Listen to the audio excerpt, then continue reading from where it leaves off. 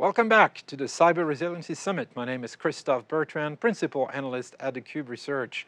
I'm very pleased to be joined today for this segment by Merritt Baer, who is a serial CISO, to say the least, and an expert on the topic of cyber resiliency. We had a great preparatory conversation. I think you're going to enjoy this segment very much. Of course, Merritt, you know theCUBE really well, so welcome back. Thank you so much. Yes, happy to be here, and I love working with theCUBE and promise to keep it never boring. Excellent, and this is a great coast-to-coast conversation. I'm here in the Palo Alto studio while you are in our Boston studio, so we're leveraging the full CUBE infrastructure here. So Merritt, tell us a little bit about yourself and about what you do right now for Reco. Yes, of course. I'm a career CISO, like you mentioned at this point. I spent 5.5 years at AWS as their deputy CISO, and before that in US government. I've worked in all three branches doing security on behalf of the American people. I am now in private companies world. I'm the CISO at Reco, which is a SaaS security company. So that constellation of apps that is ever growing in your enterprise. We discover them, we protect them, and even do advanced kind of contextualized heuristics around that. And I advise a small handful of young companies as well, including Encrypt AI, Andesite, GTS, and Level 6 Cyber. Excellent. So both an advisor, active CISO, lots of experience in public and private sector. So clearly, it's going to be a great conversation. And my first question is this. Okay, this is the Cyber Resiliency Summit. Did I pick the right name for this summit?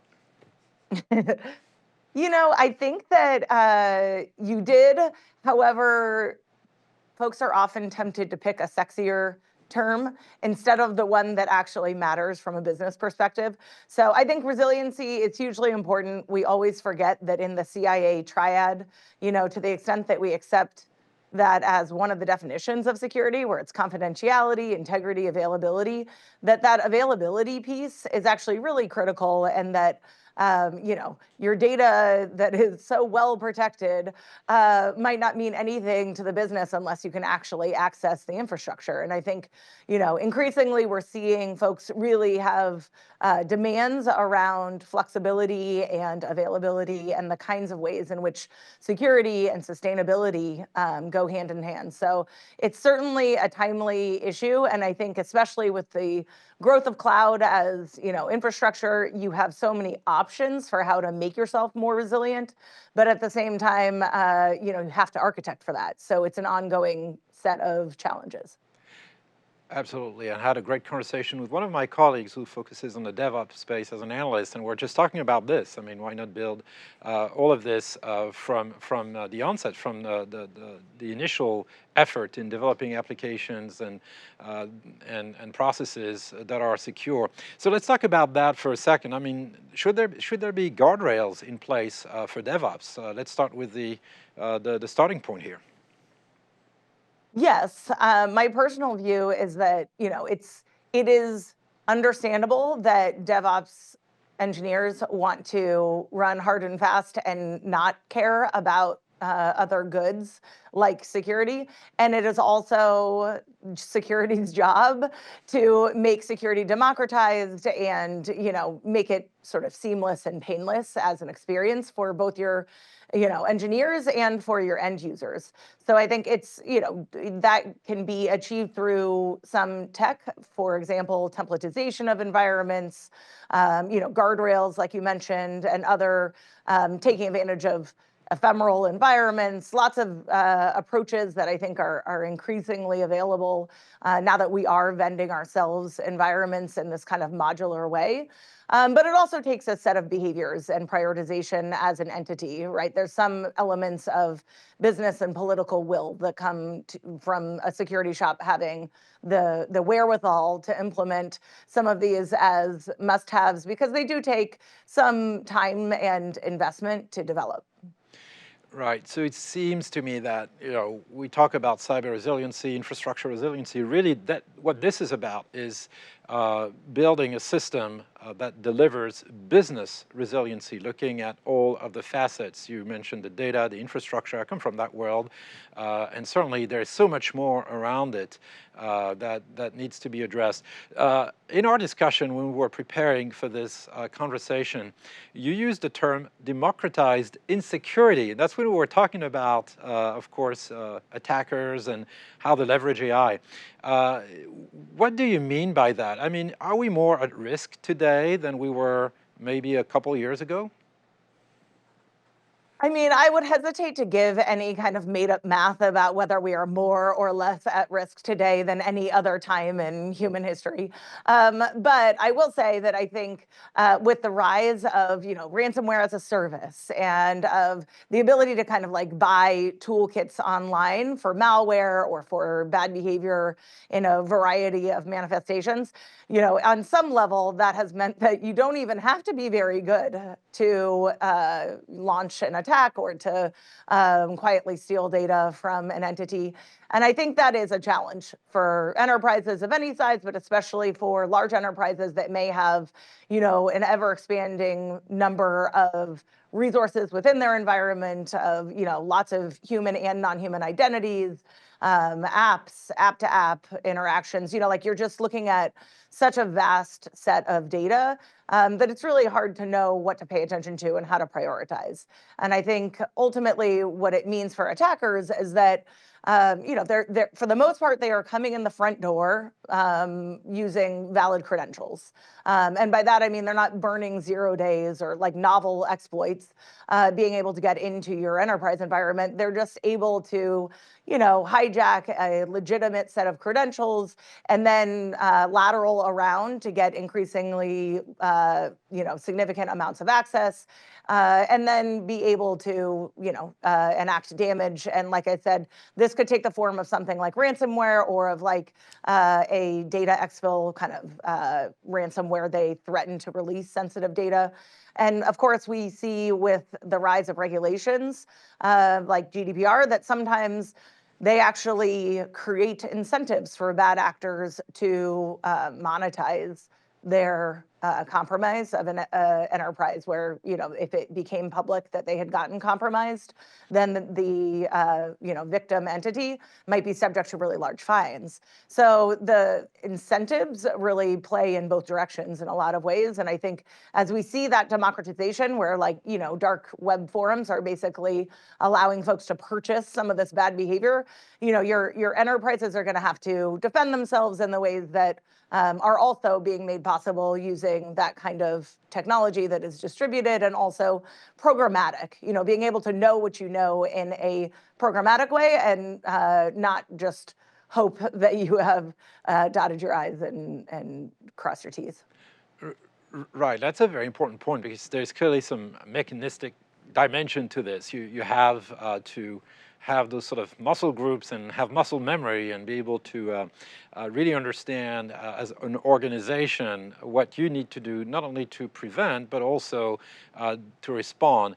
And I mean, is it fair to say that it doesn't really matter what you do, it's going to happen anyway. You're going to have to deal with it at some point, so you might just as well be ready for the inevitable. But how you do it, how you react to an attack, how you react as a team is more important, maybe, than what you do to prevent something that may not be preventable. What do you think? Is this controversial? Is this fair? On some level, I think it's not particularly helpful. Even if it is true, it's not particularly helpful to say, oh, it's just a matter of, when, not if, because I think that can be kind of paralyzing. It's sort of Chicken Little where like the sky is falling and it doesn't feel like there's something practical to take from that.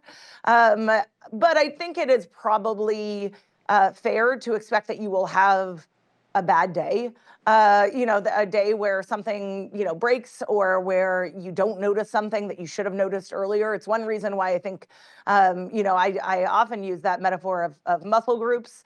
There will always be a next Log4j, just given what we know about the nature of open source development and our dependencies within, libraries and libraries. For example, there will always be a next, bad day when it comes to availability and failing over, or, we've learned from a number of recent incidents, including CrowdStrike, who's a sophisticated company, and they still, had a really bad outage. So I think you can see examples of how doing security work actually is this process of iterative learning. And I think having runbooks and playbooks and, actually doing the policies that you say you do is really important. But it's the kind of thing that security folks work on in their weekly metrics meeting, and hopefully you get to the point where you're just saying, why did it take us 45 minutes to notice this? Why did we set the threshold at 1,000 dropped calls per second and not 999? You get to the point where you're really refining some of your judgment calls and really relying more on, you can call it AI, but it's really around automation and the ability to make data-driven judgment calls so that humans are usually in the loop at some degree, but they are not making real-time decisions about much of the apparatus of the security shop, that you basically narrow down that gray area of human decision-making to the truly novel or high-stakes issues that may happen to your enterprise. Right. So this brings up the question of, a couple of points I want to cover. KPIs, I think, is one of them, and then, the usefulness of frameworks like the NIST framework. So let's cover KPIs first.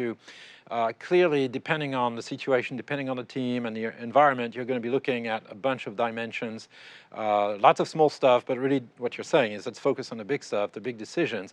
Let's automate some of the collection of those metrics. But do we have, or do you feel you have today, a good set of KPIs that you can go after for both IT and security teams that have to work hand in hand, really, to make those big decisions when the time comes? Yeah, I think you'll have, a number of metrics, and there's no gospel here. You'll change and refine what you're looking at over time as sort of measures or proxies of good outcomes. Because ultimately, for example, like number of CVEs you've eradicated this week means basically nothing to a board member, for example. What they care about are outcomes. So, amount of downtime that you've been able to get rid of, or buying down the risk of, a data breach or an intrusion. There are ways in which I think security runs into that problem that's sort of like the tree falling in the forest, where a good day is one where no one actually knows that you have been working, where everything goes according to the business plan, and it's not significant from a security perspective. And that's the product of hard work in a lot of ways, building your house right. So I think when it comes to KPIs, what you really are looking for is not just sort of internal security indicators, which I think can be really helpful just for the team to notice that they are getting better over time, but also outcome driven. So things that impact the business and how you translate good security practices into business outcomes that they can, take to their leadership and also demonstrate to their end user, no matter what industry you're in, if you're in retail or hospitality or oil and gas or whatever, that you have outcomes that your, customers, and in the case of governments, your citizen consumers are able to really have confidence in the security as part of the business value that you deliver, because they can count on your practices. So I think KPIs are really critical there. When it comes to frameworks, I think, look, everyone loves NIST, and I like it too. I came from, a range of government work, including DHS, where we worked on the NIST framework along with Commerce, who owns it. However, of course, it is not a set of requirements. And I think there are pros and cons to that fact. The fact that it is a flexible and reusable and kind of evergreen, or at least it attempts to be an evergreen set of standards, is great. And it's what makes folks really like it. On the other hand, it doesn't have like the teeth that some other requirements do, and that really push budgets, for example, or that really push a risk averse, company leadership to say we need to buy down the risk that the SEC or, the PCI standards board or other folks like show up at our doorstep and say you missed the mark.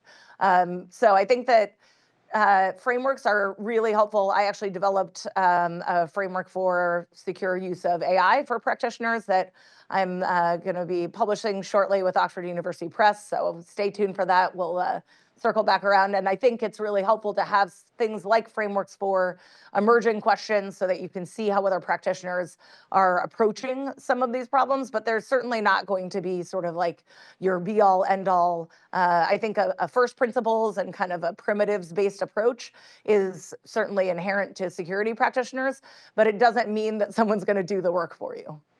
Right. So yeah, maybe it creates some sort of common language, but the work still has to happen and be very specific and fundamental to the culture of the organization. A couple of takeaways from what you just said, and really for our viewers, it's very important. I think number one is cyber resiliency, cybersecurity, data protection. This is a business conversation. You must be able to translate and converse with the business leaders, even the board of directors, depending on the circumstances, to communicate in terms of outcomes, and those are business outcomes. So technology, fantastic, but at the end of the day, what does it mean for the business? So that's a big takeaway. The other thing is, you mentioned, Merritt, the fact that while compliance has some great benefits, in potentially setting the bar somewhere and creating enough fear that people will actually do the right thing, it also offers the attackers that same incentive in a sense. The positive or the negative becomes a positive for the other guys. So how do you reconcile that? Is there really a role for, or a new role for compliance folks to be more involved in really mapping what the requirements are realistically from a resiliency standpoint? Because I agree with you. I mean, you look at GDPR, you look at CCPA or CPRA, and a bunch of other regulations, and there are so many by industry. Everything has a lot of cyber in it, but it seems to be so vague sometimes or so specific. How do you make sense of that? Should the compliance folks be more involved with the cyber teams and the IT folks as well? I think that to some degree, what we are looking for when we look to frameworks is sort of a defensible approach. So you get to get in front of your regulator and say, look, we may not have been perfect. Certainly, if you're in front of your regulator, you weren't, most likely. But we took a reasonable approach. It was repeatable, testable, defensible, and by the way, it meets these standards that you have set. And so I think that compliance actually can be more of a protection for the business's liability and for other concerns around diligence. But I also think that, if you're asking whether it can have functional benefits, the answer is sure. I think that we see that every time that a new compliance framework comes out. We see benefits where folks actually get more kind of leeway from the business to spend time and energy on these things. But does one-for-one compliance and risk, line up in some kind of buy down? No. I think that there is some hope, or at least there's kind of like glimmers of this idea of continuous compliance, where we could actually map, configurations and the requirements of specific compliance requirements to the actual infrastructure and architecture choices that folks make in their enterprise. It's sort of like cold fusion, where in theory it should exist, and in practice you don't see it happening in any kind of reusable, repeatable way. But maybe we will also see that continue to grow, and I think it could be a good thing if we're looking, because of course anything that is not continuous will be a point in time. And any kind of static picture of your environment, these days with the building patterns that folks are using, where they're able to, kill an environment and spin up a new one to take advantage of ephemerality as a security tool. There's a lot of ways in which actually, the idea of compliance might be, in some ways a cool way to map your ideals into reality, but in practice, that too has its limits, because we haven't gotten to a point where we see that playing out in practice. Right, which brings up a number of additional points because, I mean, we're talking here in general terms, but you think about all the complexity that most environments have to deal with, you know, obviously on-prem, cloud, hybrid, multi-cloud, et cetera. So I'd like to double click a little bit on what you do every day on the SaaS side of things real quick. Quick ad for Reco here, but obviously SaaS applications are pervasive. In many ways, organizations have sort of given up control. By definition, that's what a SaaS application is. You're having somebody else run that show for you, and they control the security to a large extent. They control the backups, the recoveries, et cetera. So many organizations somehow still think there are magical people in the cloud doing backups for you. Well, let me tell you, they don't. But you have a responsibility also to maintain control on who accesses the data in those SaaS environments. Because again, if the data gets modified, changed, altered in any way, it's on you. It's not on the provider. So how do you help with that in your current position? Yeah, exactly. You know, it's interesting because one reason that I was attracted to this space is that it does map in a lot of ways to that shared responsibility model conversation that happens, you know, just as you described with cloud, where AWS or your cloud provider owns, you know, the infrastructure and they own the security of AWS, but you know, the enterprise that is building in the cloud, you own the architectural decisions, you own the security of your, you know, build. So I think similarly, now that we see that folks, you know, you're not going to go out and build your own, you know, CRM database. You're going to use a Salesforce or a whatever. You're not going to go out and build your own payroll. You're going to use an ADP or a, you know, whatever. And so I think as folks are building modularly, which totally makes sense, why wouldn't you avail yourself of all of these kinds of, you know, productivity apps, of the kinds of, you know, business and other apps that everyone is using, OneDrive, ShareDrive. And then, of course, Gen AI apps and copilots that are attached to so many applications now. At the same time, folks don't generally know the apps that are in their ecosystem, and they couldn't really know without some programmatic approach to finding those. So we do that. We do app discovery. We'll tell you, most folks think they have something like 15 to 50 apps, and they have hundreds and sometimes thousands within their ecosystem. And then we, you know, we will map to best practices for configurations. So as you were referring to with sort of SSPM, things like MFA, you know, restricting admin accounts, just the known good behaviors. And then beyond that, we have a threat research team that is also mapping current behaviors of all the, you know, all the sophisticated actors, and then just where we see, you know, insider threat and other behaviors kind of popping up and how that surfaces as an alert. So it's not just should Christophe have access to this file, but, you know, did he look at 6 sensitive files in a row and, you know, print a lot of pages right after and then walk out the door. So correlating behavior. And I think the future of security is contextual. So in a lot of ways, we are going to see folks, you know, trying to find ways to look at enabling the business. So like allowing for permissiveness as a, you know, overall policy while still being able to trim down, you know, prune and refine that kind of least privilege, but also be able to alarm on patterns of behavior that look suspicious.